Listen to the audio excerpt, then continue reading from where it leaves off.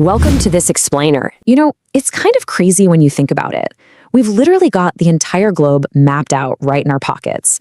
We live in an age where basically every single inch of our planet seems documented, photographed, and categorized. But what if I told you there's a kingdom that's been completely erased from those maps? We're talking about a utopian paradise supposedly hidden away somewhere deep in the impenetrable, fog-drenched valleys of the Himalayas.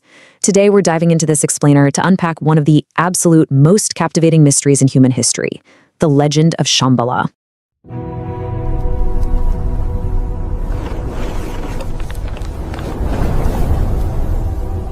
Let's dive right into this explainer and unpack what is easily one of the most chilling and enduring geographical mysteries in human history, the legend of Shambhala. Now, you've probably heard the name. Usually, it's tossed around as some mythical utopia, right? But the actual details documented in ancient text, and especially the downright bizarre modern anomalies surrounding it, are absolutely gripping.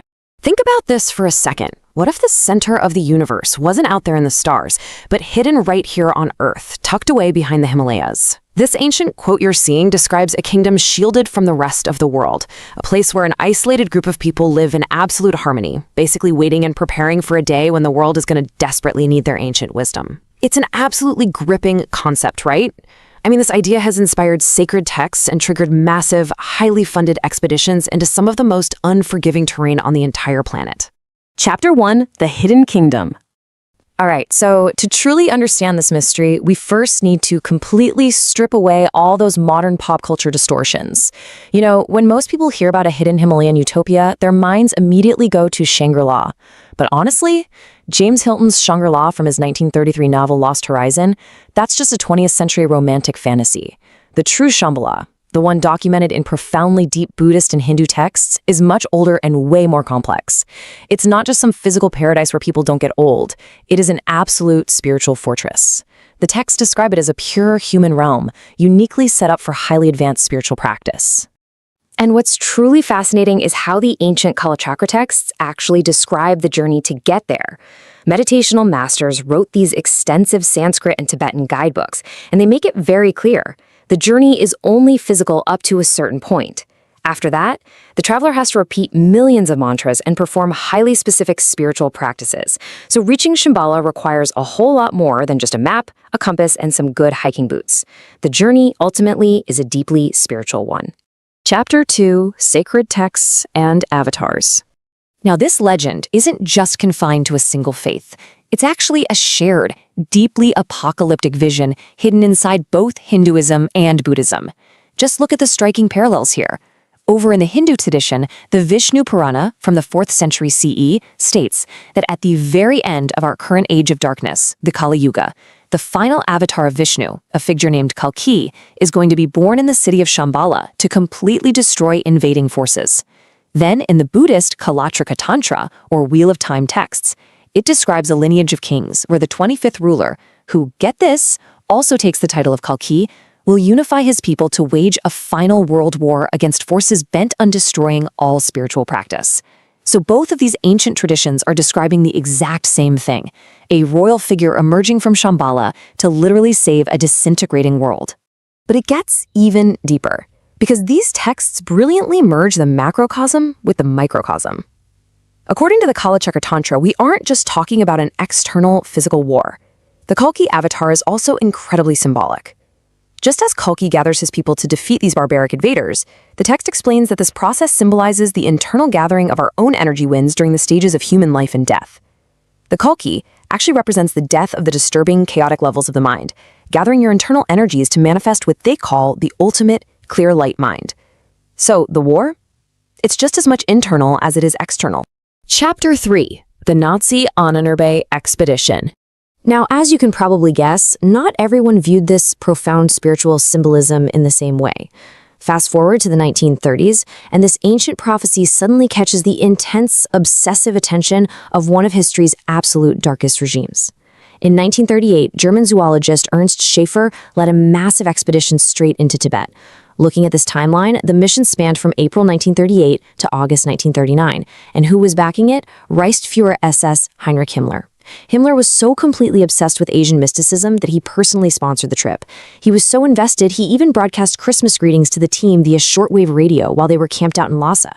They finally returned to Germany just before the absolute chaos of World War II broke out. And while Schaefer publicly claimed his motives were strictly scientific, just creating a holistic biological record of Tibet, the reality on the ground was deeply, deeply ideological. Himmler essentially forced the team to join the SS before they left. The entire expedition was run under the Ahnenerbe, which was the SS Ancestral Heritage Society, and they were heavily influenced by these bizarre pseudoscientific theories like glacial cosmogony. On the ground, you had anthropologist Bruno Beger taking cranial measurements and facial casts of the local Tibetan people, actions that were explicitly tied to the regime's horrific racial ideologies. They ended up returning with thousands of artifacts, including the massive 120-volume Tibetan 𝐂𝐎𝐋𝐋𝐁 text. So what supposedly began as an impartial hunt for ancient origins was entirely co-opted into a very dark geopolitical reality. Chapter 4: Dimensions and Hidden Valleys. So if highly funded, meticulous expeditions couldn't find a physical Shambhala on a map, maybe they were looking in the entirely wrong dimension. Tibetan tradition speaks extensively about something called a Beyul, which translates to a sacred hidden valley. According to the legends, these were intentionally concealed by the 8th century Buddhist saint Padmasambhava. They're effectively these dimensional pocket sanctuaries shielded from the outside world, designed specifically to be opened and accessed only during times of severe moral and political collapse. For example, the Langtang Valley in Nepal was historically identified as one of these hidden lands, basically serving as a refuge where an idealized, pure version of society could survive the apocalypse. But you can't just stumble into one. Accessing a Beyul, or Shambhala itself, follows a very strict, intense process. Step 1 is a physical trek to a sacred geography, like the absolutely brutal region surrounding Mount Kailash, often called the navel of the universe. But step 2 is where most would fail. You hit a spiritual barrier. Like we touched on earlier, bypassing it requires reciting millions of mantras. And finally, step 3 requires a literal dimensional shift into that clear light level of mind we talked about. You can't just walk in. The traveler has to shift their very consciousness to access the heart chakra of the world. Which perfectly encapsulates why modern satellites and GPS tracking totally fail here. Shambhala's location is actually relative to the specific need of the seeker. If you're doing astrological calculations, it's considered to be somewhere near Mount Kailash. If you're using the text to explain historical cycles of invasion, they point toward northern Afghanistan. But if your goal is purely spiritual, then Shambhala is a state of mind reached only by intensive, lifelong meditational practice. When you get right down to ultimate scrutiny, the texts flat out admit it. Shambhala cannot be physically found. Chapter 5: The Roerich Expeditions. Of course, that distinct lack of physical coordinates didn't stop explorers from trying to force this dimensional kingdom into geopolitical reality. Enter Nicholas Roerich. He was a brilliant Russian painter, mystic, and a total visionary. Between 1925 and 1929, Roerich launched an absolutely massive expedition, trekking through the Altai Mountains, Mongolia, and Tibet. But he wasn't just out there to paint pretty landscapes. He was carrying what he genuinely believed was a fragment of the Chintamani stone, a magnetic meteorite from the Sirius star system that supposedly held a telepathic link to a main stone residing deep inside Shambhala. Roerich had developed his own spiritual system called Agni Yoga, and his grand, mind-blowing political ambition was to return this stone, trigger the return of the Shambhala kings, and forge a massive, sacred union of the East across northern Asia. But as we see time and time again, grand mystical ambitions tend to hit the very hard brick wall of modern geopolitics. Roerich's expedition faced completely bizarre, anomalous delays and massive compass failures high up in the mountains, and eventually, his party was totally blocked from entering Lhasa. Why? Because the British Empire, who were locked in the Great Game for control over Asia, strongly suspected Roerich was secretly acting as a Soviet agent trying to spark a communist-backed Buddhist revolution. So, stranded in the freezing Himalayas with dwindling supplies, Roerich's incredible dream was permanently halted by the very real paranoia of competing world empires. Chapter 6: The Final Prophecy. Ultimately, all of these ancient texts, all of these hidden valleys, and all these obsessed explorers are pointing toward one inevitable, massive event. Take a really close look at this passage from the Kala Chakra teachings. It explicitly outlines these historical cycles where barbaric hordes periodically invade the civilized world, basically trying to eliminate any possibility for human spiritual practice. But the truly chilling detail here is the exact timeline. A future global invasion and a brutal, apocalyptic world war is precisely predicted to happen in the year 2424 of our Common Era. At that absolute darkest moment, the text promises, help will finally emerge from Shambhala to crush the barbarians. So the ultimate promise of this hidden kingdom boils down to this: a total apocalyptic clearing of chaotic karma. The forces of Shambhala will emerge to decisively end the Kali Yuga, our current age of darkness and endless disputes.